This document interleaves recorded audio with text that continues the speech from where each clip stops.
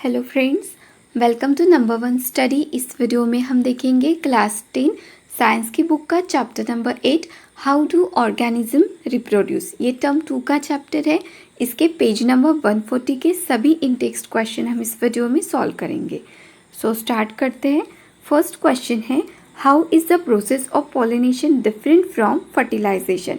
अब क्वेश्चन में आपको पूछा है कि पॉलिनेशन प्रोसेस और फर्टिलाइजेशन प्रोसेस में डिफरेंस क्या है, ये आपको बताना है। सबसे पहले तो डायग्राम से समझते हैं।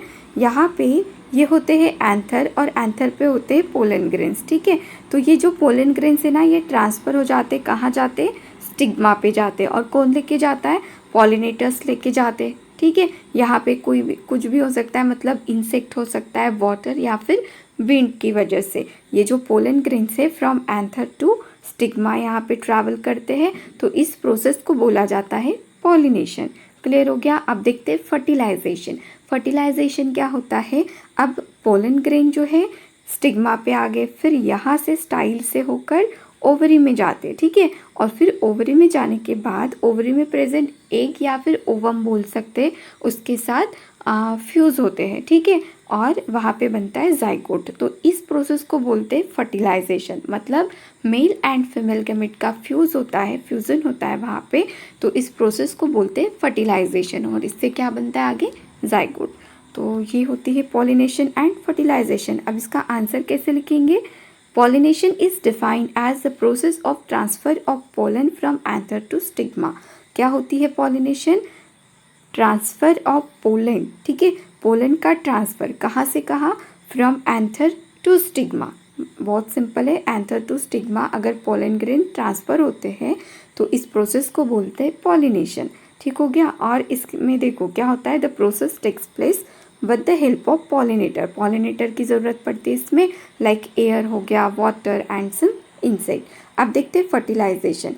Fertilisation is defined as the fusion of male and female gametes. इसमें क्या होता है, मेल एंड फीमेल गैमेट्स का फ्यूजन होता है, और ये कहाँ होती है, ओवल के अंदर होती है, and leads to the formation of zygote, और जाइगोट बनता है।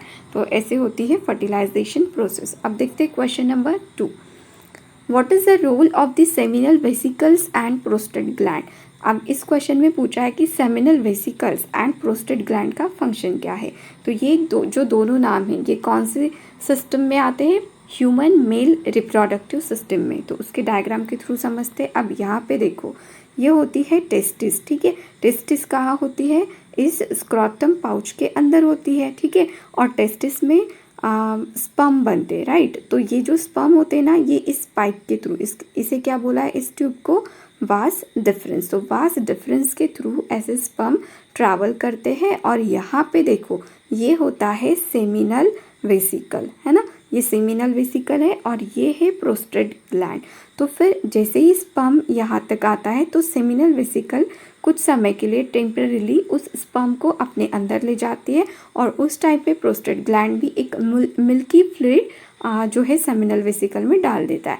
तो जब सेमिनल वेसिकल से स्पर्म बाहर निकलता है तो उसमें फ्लूइडिटी आ जाती है, और फिर यहाँ से वो इजीली ऐसे ट्रैवल कर जाता है। तो ये फंक्शन होता है seminal vesicle and prostate gland का, और ये नरिशमेंट, न्यूट्रिशन भी प्रोवाइड करते हैं उस स्पर्म को। अब देखते हैं इसका आंसर कैसे लिखेंगे।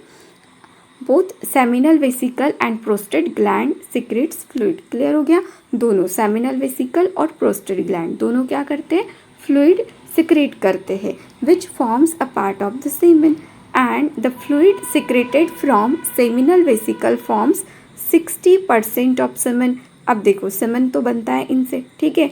और जो सेमिनल वेसिकल है इससे कितना बनता है, 60%, while the fluid secreted from the prostate gland इससे बनता है 30%, ठीक है, of the semen. It makes the path smooth. इससे क्या होता है, जो रास्ता होता है ना जहाँ से स्पर्म ट्रैवल करता है वो स्मूथ हो जाता है, through which the sperm travel. और भी फंक्शन है इन दोनों का, this fluid provides nutrition to sperm. तो स्पर्म को न्यूट्रिशन प्रोवाइड करने का काम भी इस फ्लूइड का हो जाता है। तो यहाँ पे रोल ही तो पूछा था फंक्शन, ठीक है। इन द फॉर्म ऑफ, देखो किसके फॉर्म में, fructose, calcium and some enzyme के फॉर्म में न्यूट्रिशन प्रोवाइड करते ये फ्लूइड, किसे, स्पर्म को।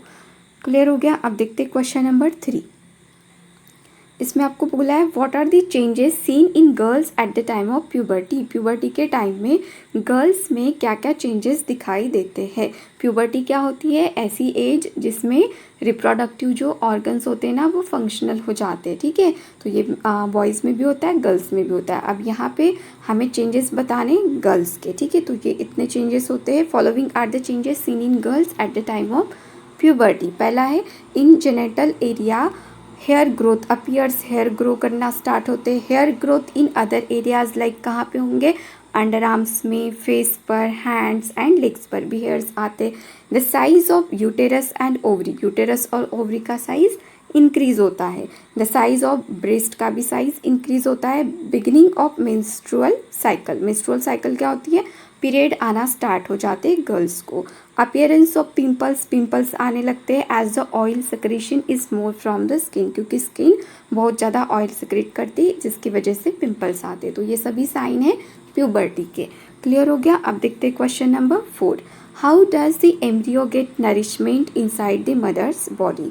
मदर बॉडी के अंदर, एम्ब्रियो मतलब क्या होता है, बच्चा है ना छोटा सा, तो उसको नरिशमेंट, नरिशमेंट मतलब खाना पीना उसको कैसे मिलता है, ऐसा यहाँ पे पूछा है। तो देखो ऐसे होता है बच्चा, ठीक है, पेट के अंदर। तो ये होता है प्लेसेंटा, ठीक है। प्लेसेंटा से ये देखो ये बहुत ही ज़्यादा मतलब कनेक्टेड रहता है और सब कुछ मदर जो भी खाती है ब्लड के थ्रू और भी, और इस प्लेसेंटा से, ठीक है, यहाँ से खाना जो है बेबी के बॉडी में जाता है। अब देखते इसका आंसर कैसे लिखेंगे। In mother's body the embryo gets nutrition, mother की बॉडी में एम्ब्रियो को न्यूट्रिशन मिलता है फ्रॉम द मदर्स ब्लड, कहाँ से मिलता है, मदर की ब्लड से। For this there is a special structure called placenta, और ये कहाँ से जाता है, प्लेसेंटा से। जैसे कि अभी देखा था, ये देखो ये जो दिखा रहा है ना यहाँ पे रेडिश कलर का, ये क्या है, प्लेसेंटा है, तो यहाँ से जाता है। प्लेसेंटा कंटेन्स विलाई, प्लेसेंटा में विलाई होती है। There are empty spaces in mother's tissues that cover the villi, जो भी एम्प्टी स्पेसेस होती है, ठीक है, मदर्स के टिश्यूज़ में, तो वो कवर कर लेती है ये विलाई, जो प्रेजेंट कहाँ होती है, प्लेसेंटा में। It provides a large surface area for the transfer of glucose, oxygen and other substance from the mother to the embryo. और ये जो विलाई है ये प्रोवाइड करती है लार्ज सरफेस एरिया, जिसकी वजह से क्या पॉसिबल हो जाता है, ग्लूकोज हो गया, ऑक्सीजन और other substances from mother body to embryo में ट्रांसफ़र हो जाते हैं इसकी वजह से। तो इस तरीके से उस एम्ब्रियो को नरिशमेंट मिलता है मदर के बॉडी के अंदर। अब देखते हैं क्वेश्चन नंबर 5 और ये लास्ट क्वेश्चन है। If a woman is using a copper T will it help in protecting her from sexually transmitted diseases. अब यहाँ पे क्वेश्चन किया है कि अगर कोई वुमेन कॉपर टी यूज़ करती है तो क्या उसको सेक्शुअली ट्रांसमिटेड डिसीज़ नहीं हो सकते, ऐसा क्वेश्चन पूछा है। तो यहाँ पे देखो अगर कोई वुमेन कॉपर टी यूज़ करते हैं ना तो इससे सिर्फ क्या होता है, प्रेगनेंसी को अवॉइड किया जा सकता है, बाकी कुछ नहीं। बाकी फ्लूइड जो है ना अगर कांटेक्ट होता है तो फ्लूइड ट्रांसफ़र होता है। अगर कोई मतलब डिसीज पर्सन है तो जो वुमेन है जिसने कॉपर टी यूज़ किए उसको भी वो डिसीज होता है, ठीक है। तो इसका आंसर क्या लिखेंगे, no because uses of copper T cannot stop the contact of body fluid, क्योंकि बॉडी का फ्लूइड मतलब ये तो स्टॉप नहीं करती कॉपर टी, ठीक है। Hence it cannot protect her from getting sexually transmitted diseases. तो हाँ, तो ये जो कॉपर टी है ये प्रोटेक्ट नहीं करती उस वुमेन को सेक्शुअली ट्रांसमिटेड डिसीजेस से, मतलब चांसेस रहते कि उसको भी ये डिसीज़ हो सकता है जो कॉपर टी यूज़ करती है। कॉपर टी से सिर्फ और सिर्फ प्रेगनेंसी को अवॉइड किया जाता है। और यहाँ पे हमारे सभी इन टेक्स्ट क्वेश्चन कंप्लीट हो गए। अगर वीडियो अच्छी लगी हो, हेल्पफुल लगी हो तो वीडियो को लाइक करना, अपने फ्रेंड्स के साथ शेयर करना और चैनल को सब्सक्राइब जरूर करना। Thank you.